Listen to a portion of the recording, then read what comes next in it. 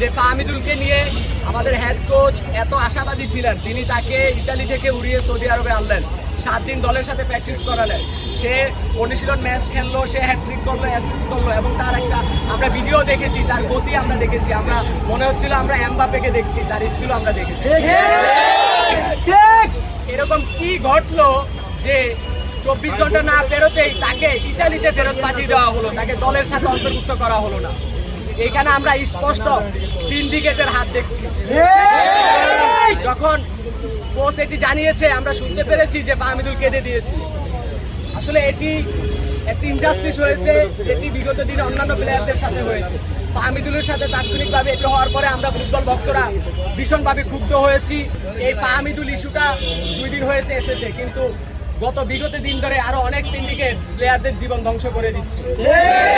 সিন্ডিকেটের সাথে ক্লাবগুলো জড়িত আছে, সিন্ডিকেটের সাথে বাফুফের কর্মকর্তারা জড়িত আছে এবং আমরা আশঙ্কা করতেছি স্কোয়াডে থাকা কিছু প্লেয়াররাও এই সিন্ডিকেটের অন্তর্ভুক্ত।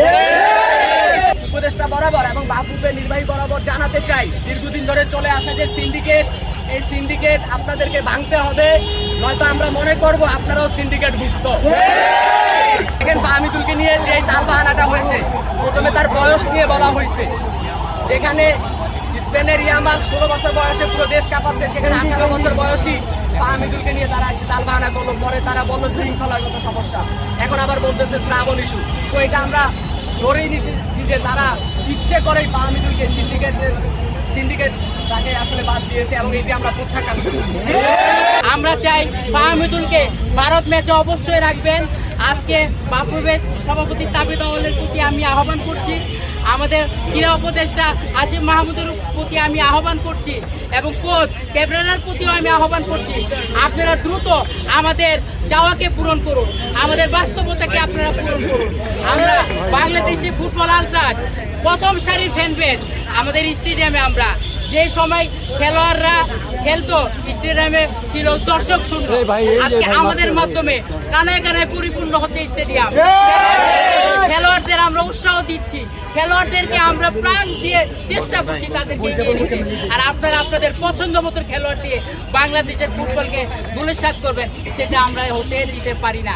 আমাদের কোচ পরিবর্তন হচ্ছে, এগুলোর পরিবর্তন হচ্ছে না, কারণ একটাই, যোগ্য খেলোয়াড়দের দিয়ে আমরা খেলাতে পারছি না।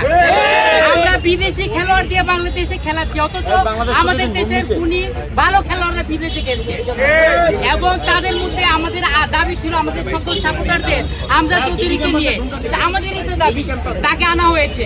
আমরা চাই ফাহমিদুল সহ যে সমস্ত খেলোয়াড়রা আছে, শুধু ফাহমিদুল নয়, সমস্ত খেলোয়াড়দেরকে আনতে হবে, আমাদের স্বার্থে খেলাতে হবে, আপনাদের মন মতো মন গড়া খেলোয়াড় দিয়ে খেলাতে হবে।